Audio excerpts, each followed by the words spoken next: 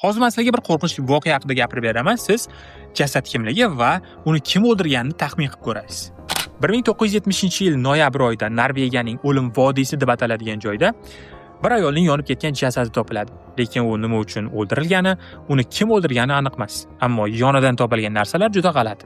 Eritilgan plastik buyumlar, qisman yongan kiyimlar, kiyimlarning aynan yorliqlari kesib olingan. Bir nechta pasportlarda boshqa ismlar bilan ro'yxatdan o'tgan va juda ko'p davlatlarga sayohat qilgan. U yashagan mehmonxonani borib qarashganda turli pariklar va shifrlangan yozuvlarni topishgan. Taxmin qilinishicha, u yashirin operatsiyada bo'lgan maxfiy agent.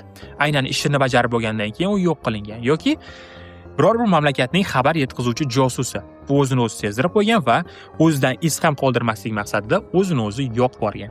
Yana bir sabab esa u noqonuniy ishlar bilan shug'ullanadigan ayol bo'lgan. Aynan uni sheriklari yo'q qilgan.